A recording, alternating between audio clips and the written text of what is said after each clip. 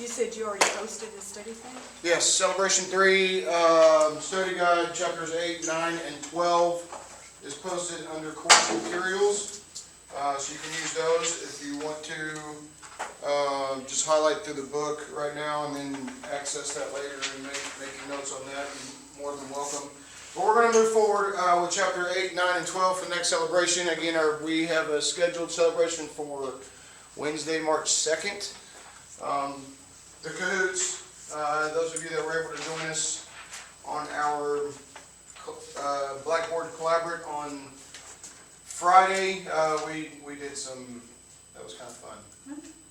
Little Kahoot we did. So moving forward, so we talked about fats. Okay, we talked about the digestion and how that works, starting from the mouth down to our anus. Okay, and the small intestines is where most of the absorption happens. We have certain enzymes that start breaking down. They start breaking down fats and starches and proteins in our digestive system. Where does starches start digesting at? In the mouth. Very good. In the mouth. What about, what's the enzyme for fats? Starts breaking down fats. Lipids. Very good. Yes, lipids. And what about proteins? Process. Pepsin. Very good. Yep. Miss Lewis.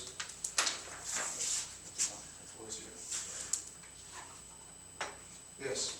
Okay.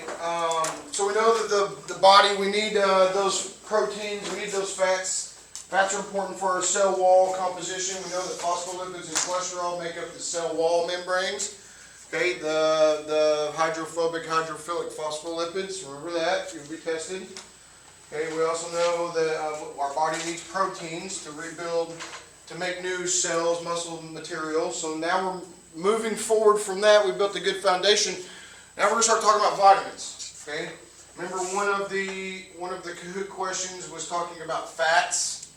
Okay, this is where we're going to talk about. The only ones that I want you to know are, and we'll go over those here in a second, but the fat-soluble vitamins, there are fewer of those. Okay, if you can differentiate the fat-soluble vitamins from the water-soluble vitamins, you will be just fine. But the first term I want to go over is scurvy. It is a deficiency. Anybody know what the deficiency is related to? Vitamin C.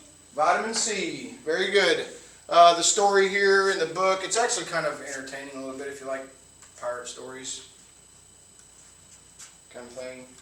The scurvy, so basically the first signs and symptoms of scurvy, fatigue, pinpoint hemorrhages under the skin occur about 20 to 40 days after setting sail. It's talking about how this was identified, and basically what this doctor did, of a physician right here, basically took 12, and he performed this on himself. They were wondering why they were getting sick, and they thought it was something else, and then when they started doing some testing, he started giving them vitamin C, citrus fruits, and the scurvy started to resolve itself.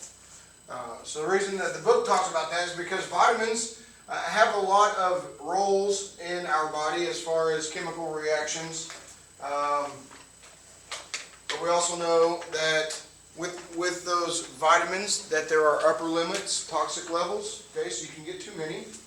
And clearly, if we are deficient in a vitamin, there are some illnesses that can occur. Obviously, they can be redeemed or remedied very well.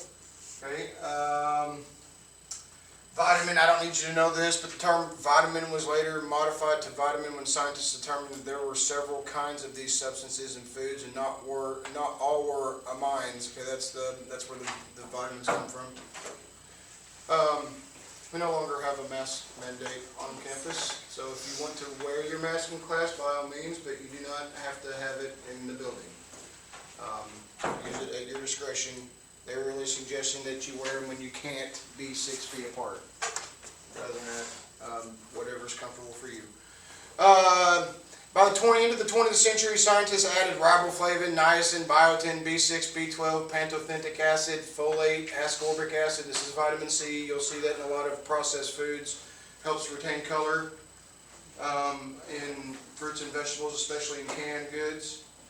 A, D, E, and K. Those are going to be your fat-soluble vitamins, but we'll talk about that in a second. Like vitamin D, the body can make choline, but under certain conditions, the body does not synthesize enough to meet its needs. Therefore, choline is considered to be a vitamin-like essential nutrient. Here's kind of gives you a breakdown of a piece of bread, 1 ounce piece of bread, and 46% carbohydrates, very small percentage of vitamins or minerals. Okay, but what is a vitamin? It is a complex organic compound that regulates certain metabolic processes in the body. A vitamin meets the following criteria. I don't know that can't remember if this is going to be something that you'll be tested over.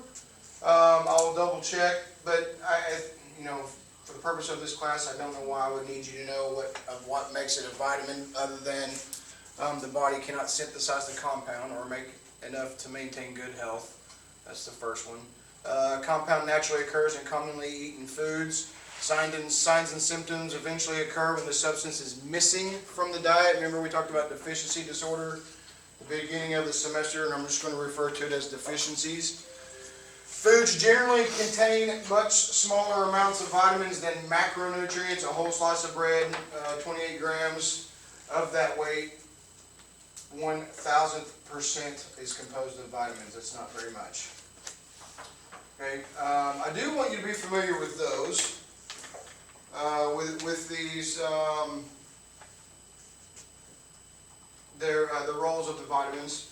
Vitamins play numerous roles in the body. Okay, each of these micronutrients generally has more than one function. Such vitamins like D act as a hormone. Other vitamins like thiamine, riboflavin, and niacin are part of special molecules that enzymes need to function. We talk about those enzymes to break down starches, proteins, and fats. Okay. If you look at this, vitamin A for bone health, growth and development, immune function. We see vitamin C also in bone health. We also see it in amino acid metabolism. We know that amino acids are the building blocks for proteins, right? We talked about that in chapter 7. It's also immune function. I think everybody's that's where we probably most commonly associate vitamin C with our health and good immune system. In general, vitamins regulate a variety of body processes, including those involved in cell division and development, as well as growth and maintenance of tissues. Vitamins, however, are not a source of energy, okay, because cells do not metabolize them for energy. I think we talked about this in one of the classes. I mean, if you go to I know there's a vitamin shake place, not tropical smoothie, but they go and put like numerous scoops of vitamins in there, and people think that it gives them energy, and it's not 100% accurate. Okay, the extra vitamins help those processes, but the vitamins themselves do not give you energy like caffeine would. Okay. Many vitamins participate in the chemical reactions that release energy from glucose, fatty acids, and amino acids, which is why most people will probably mistaken the vitamins as a source of energy. They just help facilitate those reactions. Carotene, which is a provitamin for A. Where do we get that from? Anybody know? Carrots. Carrots. Yeah, carrots.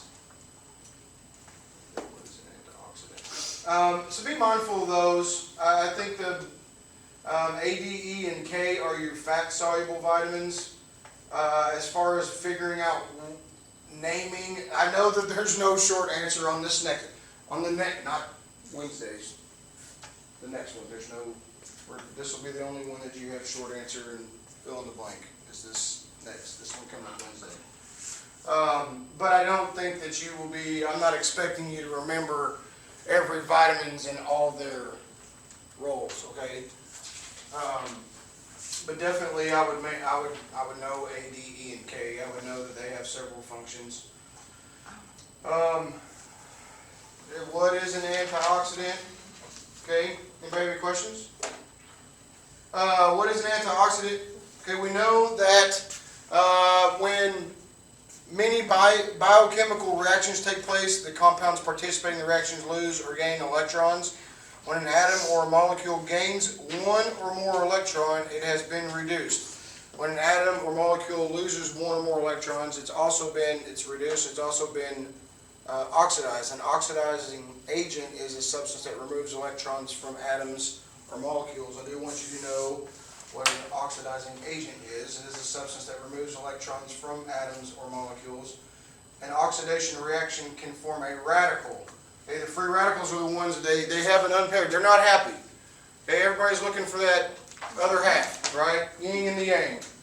Okay, salt and pepper, whatever you want to do, however you want to put that together.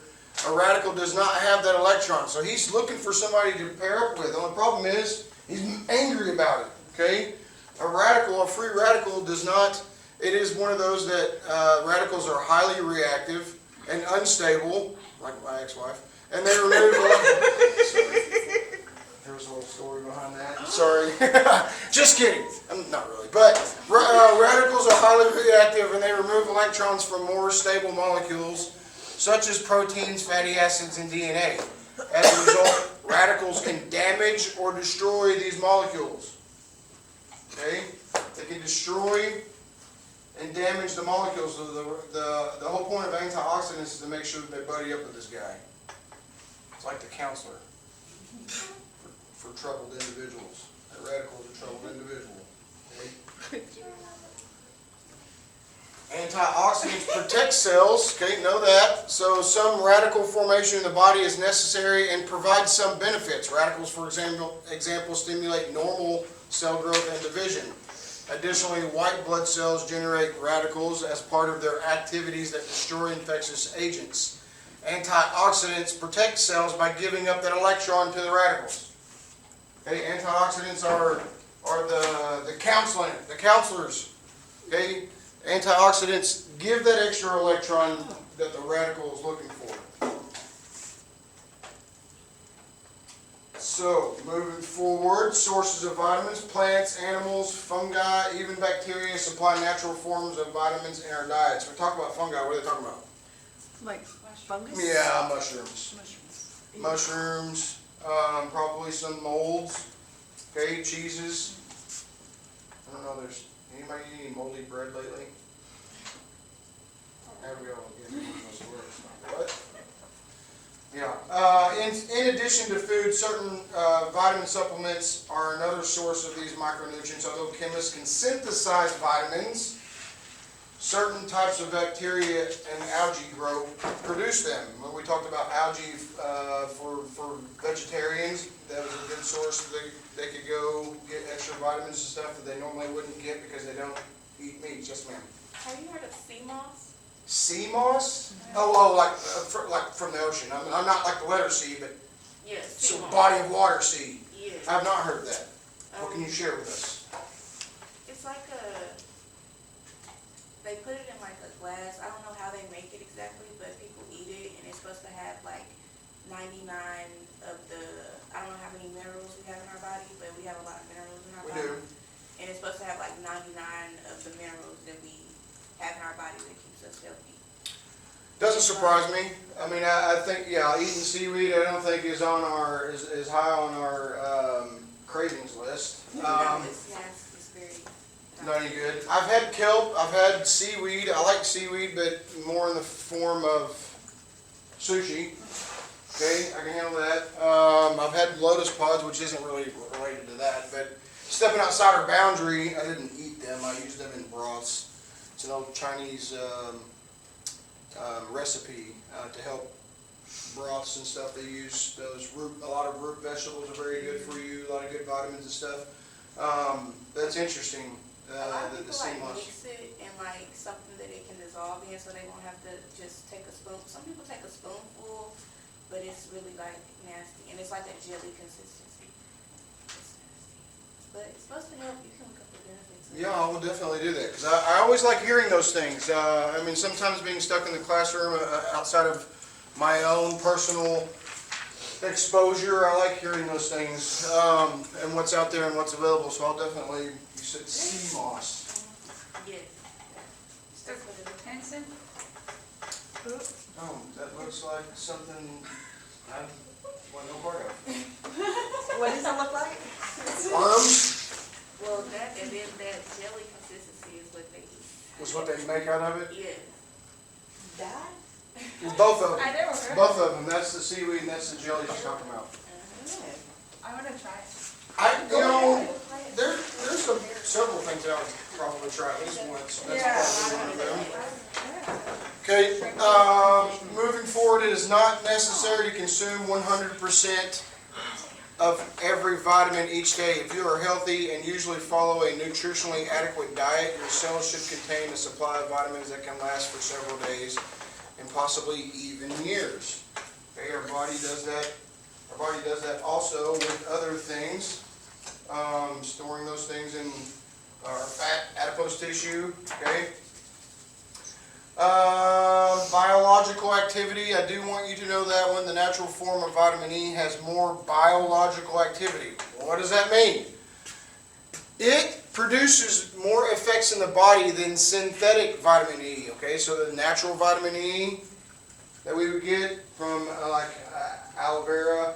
Okay, we get vitamin E from aloe vera. I don't know that there's too many. Well, it's in foods, but it's probably a synthetic form, okay? On the other hand, synthetic folic acid. So what the book is saying here, the biological activity, the natural form has more effects in the body than the synthetic form, but there are some synthetic vitamins, and the book talks about folic acid here as a type of folate that is added to flour, many ready-to-eat and cooked cereals, has almost twice the biological activity as a natural form of the vitamin. So that's if you're a woman in the reproductive ages, and we talk about folate and those connections to birth defects, if you eat a lot of ready-to-eat cereals out of a box, even some oatmeals and things like that, cooked cereals, breads have that, okay, add folic acid added to it, you're probably okay.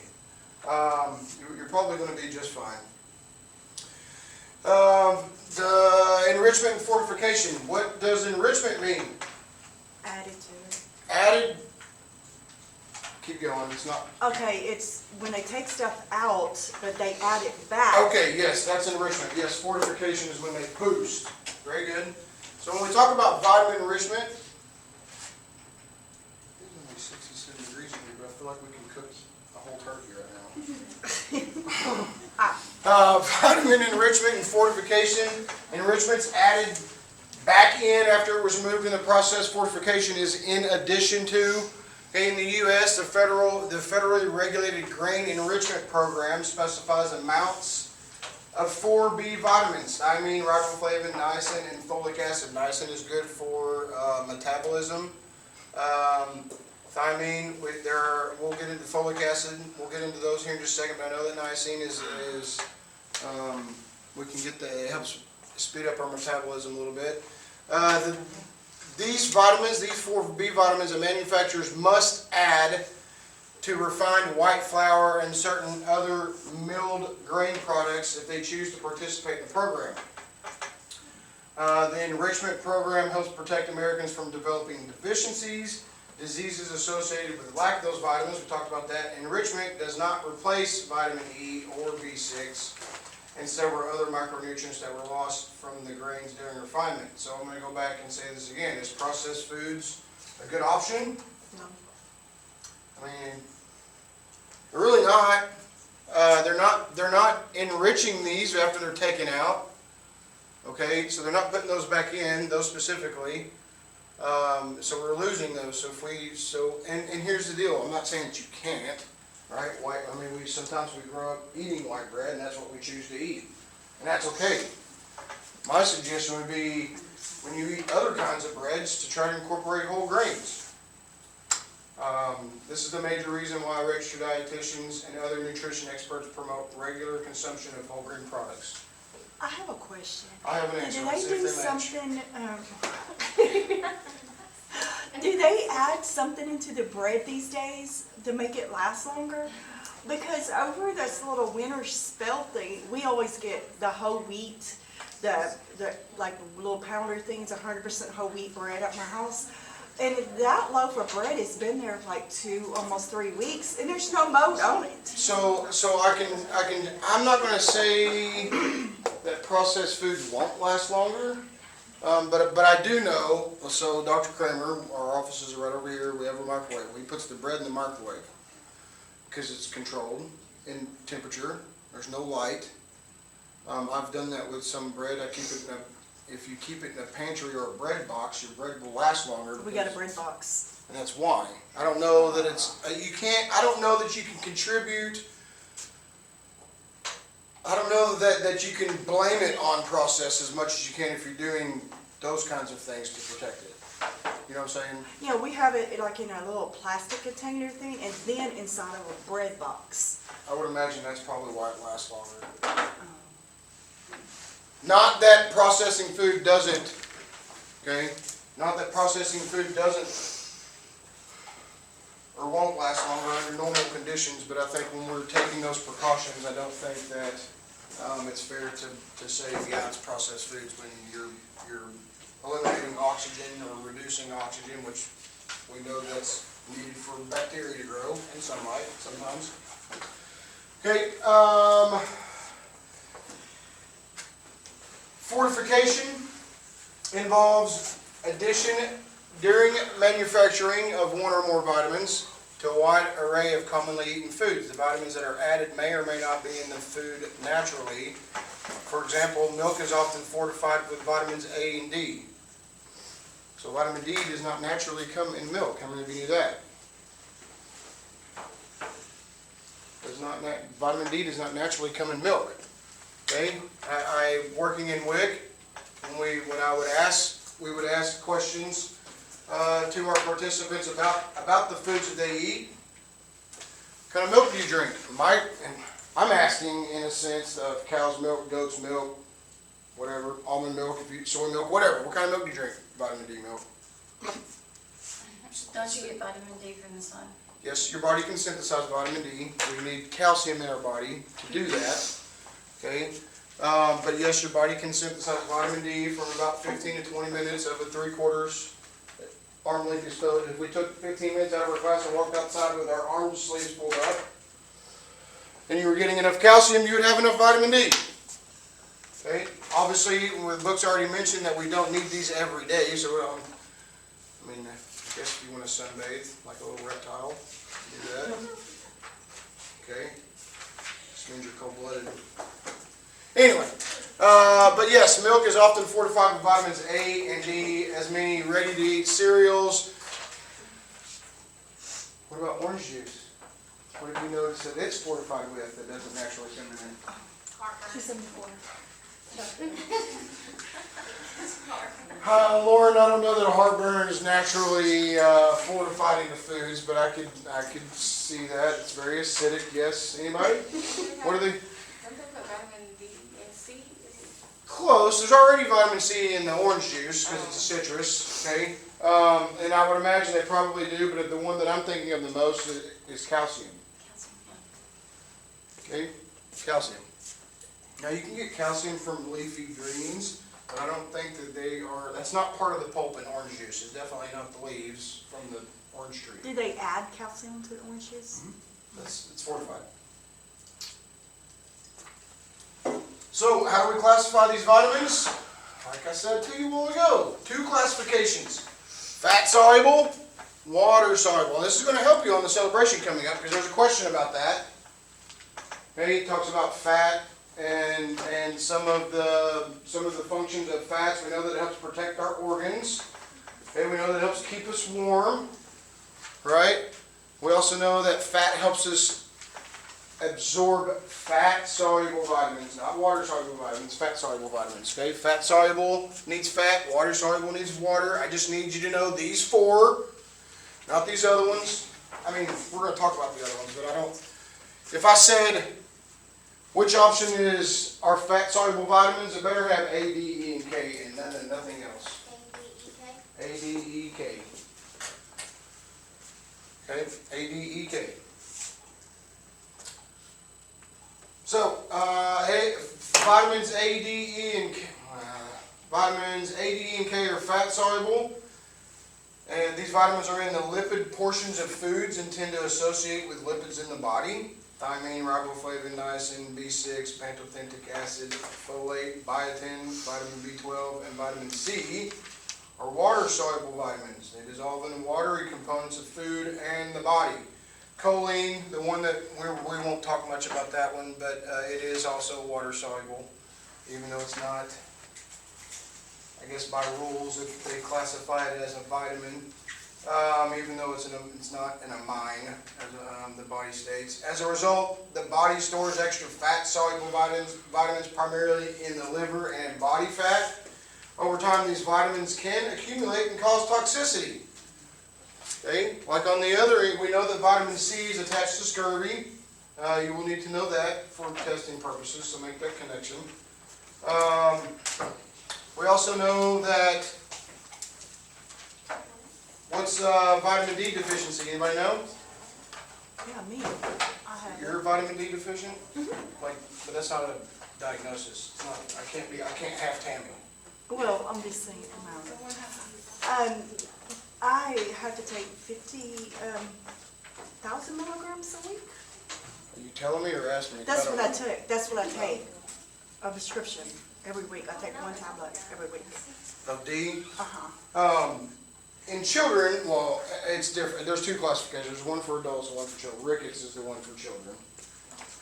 Okay, Rickets is the one for children. We'll talk about that here in a second because the book does go into each vitamin. Okay. We do know that the small intestines is the primary site of vitamin absorption. By which means of what are the finger-like structures in the side of the small intestines?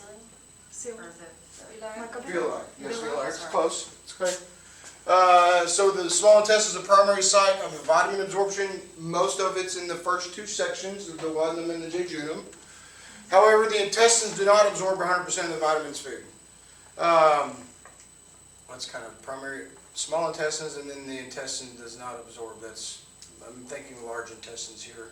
Vitamin absorption tends to increase when the body's need for the micronutrients are also higher than usual. Okay, so if they're low, then the body's going to absorb them a lot better. The body's requirements for vitamins generally increase during periods of growth, such as infancy, adolescence, and during pregnancy and breastfeeding. Fat-soluble vitamins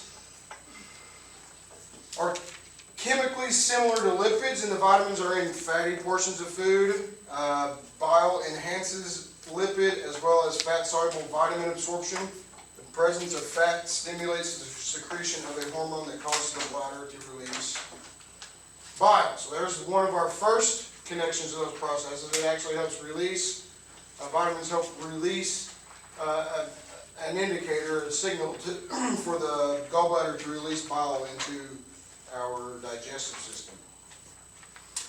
We mentioned cystic fibrosis earlier. People that inherit that are unable to digest fat properly, so they could have what? If they can't digest fat properly, what vitamins would they could be deficient in? Fat soluble. There you go. Right. If the body can't process fats, and we need fats to absorb some of these vitamins, there's a good chance that they're going to be deficient in those. Right? So the vitamin deficiency and toxicity disorder, vitamin deficiency disorders generally result from inadequate diets or conditions that increases the body's requirements. Today, severe vitamin deficiencies are uncommon in the United States. Severe vitamin deficiency are uncommon in the United States because we fortify everything. Vitamins E, D, and the vitamin, many Americans, however, consume considerably less than recommended amounts of certain vitamins, particularly E, D, and the vitamin-like compound choline. Well, that's crazy. You just said it was in milk. We have also identified that we haven't been drinking a whole lot of milk like we used to, right? Okay? For the past couple of years, they want us to stay inside, not able to get outside and get some sunlight, so it's probably been a little more difficult. Okay? A few segments of the population have a high risk of vitamin deficiencies. These vulnerable people include alcoholics, older adults, and patients who are hospitalized for lengthy periods. I can tell you this, I can go, if you showed me, and that's one of the, as a registered dietitian, I can review medications and make sure that there's no food or drug interactions between those. But if I was to look at a list, just the medications, and I saw folic acid, multivitamin, and thiamine, alcoholic. Every single time. When they come in, they drink, they use alcohol and don't eat any foods. When we talk about an alcoholic, it's not going and having a couple of drinks at dinner. Even if you do it every day, an alcoholic consumes alcohol daily in enormous amounts. So they're not getting the nutrients and vitamins that they need, but that's usually one of the first things. I could be wrong at times, but not very often. When we talk about alcoholics coming into the hospital, thiamine, multivitamin, and folic acid, and it's standard. No, I have a question. Sure. So say somebody's not alcoholic, but they have a fatty liver, a non-alcoholic fatty liver, can that still cause somebody to have to take those particular, the folic acid? Well, it's non-alcoholic, and they have a fatty liver. The body's not processing it, because if they have a fatty liver, they're still consuming foods, right? So they shouldn't have an issue with those vitamins. I was just taking it out, you know what I'm saying? Unless something other metabolically is going on that we don't know. Like I said, that a majority of the time, and if I was just looking at the medications list and I saw those three, I am a betting man. If I was going to put money on it, I would say they're an alcoholic every time.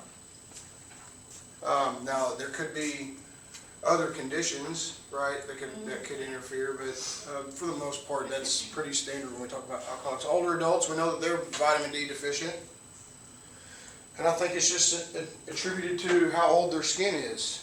I don't think it absorbs the sunlight very well. They're probably not out and as active as they used to be. So there's a lot of, and they're eating less typically as older adults. So we see these deficiencies, and people that have been hospitalized for long periods. Yeah, it says long periods. I don't know. I mean, average length of stay at a hospital is somewhere between 3 and 5 days right now. So a lengthy stay, I would imagine, would probably be 10 days and beyond of that, if I had to take my best educated guess.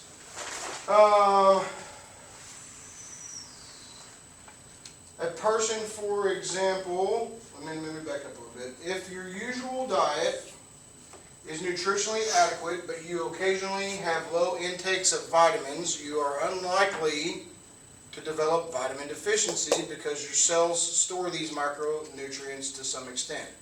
The likelihood of developing a deficiency increases when a person's diet consistently lacks the vitamin. And usually, so when this happens, the person's body stores or tissue levels of the vitamin can be depleted. There will be some signs and symptoms of a deficiency. Can become vitamin C deficient after about a month. So if you were wondering, like, how long does it take, like 6 weeks?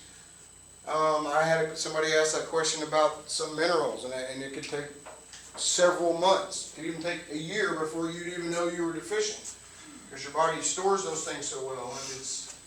And again, it's our body's kind of actually, I think it's very intriguing. So if you are considering taking vitamin supplements or taking them already, you need to recognize that more is not necessarily better. I mentioned in class Wednesday before everything shut down because of the ice. In the hospital, I've had a patient not eat for several days, and the doctor wanted to start a tube feed and wanted to do way more than what the patient needed, and the whole purpose of that was to make up for what they lost. You can't do that. It would be nice if I could eat 4,000 calories today and it just hangs out for 4 days or whatever. But it doesn't work that way. Our body, you can't make up for what you lost, okay, by eating more. And you can't store extra for when you're not, well, your body will do that, but we can't do that consciously. preserving the vitamin content of your foods, regardless of whether you pick fruits and vegetables from your own garden or buy them from a farmer's market or supermarket. Many kinds of produce, especially berries and leafy vegetables, are highly perishable. Have you ever been to a farmer's market? Yeah, they're cute and I love them. I don't know about cute. I don't know if I would use the word cute, but they are. I do like them. Yes, I would agree with you there, Lauren. I think the statistics that I've been told was you go spend $1 at a farmer's market, that turns around and ends up being $7 before it's all said and done, just because of the trickle effect that it has on the community. So if you can do a farmer's market, go take $20 and just go get you a certain vegetable, a few different vegetables. Support those local farmers. Much better. I feel like it's a much better product. You can talk to them. They'll take SNAP. I was with the Arkansas Department of Health and Human Services, the Cooperative Extension with Mary Roderball. I think I talked to you guys about that when we were talking about carbohydrates. I actually sat in on some pretty influential people in the state of Arkansas when they started to initiate SNAPs being allowed to be used at farmers markets, which I think is a good deal. I think we should encourage that more often, to be honest with you. But we know that those are highly perishable. Therefore, these foods should be eaten as soon as possible. If I was going to give you any kind of direction on how to do that, you buy your fresh stuff, and it's meant to eat within the first 3 days, first 3 or 4 days, and then it's canned or frozen after that. Unless you go to the grocery store every day, I'm hoping that you don't. But some people do that just to people watch. I can probably eat a bag of popcorn while we walk through Walmart doing that. Fresh fruits and vegetables can lose substantial amounts of vitamins as a result of improper handling or lengthy storage conditions. Therefore, select fresh produce carefully when buying it from the store. How many of you choose what's on top? You pick underneath? Now pick it up and look at it. Feel it. Yeah. Yeah. Smell it if you have to. It's going to smell like a tomato if you pick up a tomato. It should. If it doesn't, put it back. If it doesn't, put it back. Avoid produce that is bruised, wilted, or, some of this, I really feel, conflicted about it because some of these things, when it's bruised, it doesn't mean it's bad. I mean, I grew up with every picture that we ever saw of an apple when I was growing up had a worm coming out of it. It was a bookworm, right? But that's what we saw. Now we just see these perfect images of what an apple should look like, and I think mentally when we go to the store, that's what we're looking for. I've got some bananas in my office that are, the peel is black, but the inside of it's still, there's no bruising on the inside of it. And I think, But you can make banana Those are nut bread. sweeter. Yeah, but you can make banana nut bread with them. but they're not even brown though, it's just the peeling. Yeah. You know what I'm saying? But how many people, if that was an option at the grocery store, would you buy it? Yeah. I would. A banana like that? Yeah. No, because unless you eat them fast, then you want the. Well, you know what we do? I had a girl in one of my other classes, works for Walmart. They throw away an enormous amount of food. They rip me off on They fruit do. a lot. Like I think I get something good, and then I go home, and it's ruined. Like the ones in the containers, Oh, I open them up. I'll eat some and then I'll put them back. And then I should. I don't do that. You should. Grapes I do. $7 for a can. Grapes. I do with grapes. I think everybody does. Probably. They should just have like a basket. Free grapes. They're going to eat them anyway, right? Where'd you get that apple? It's on the floor.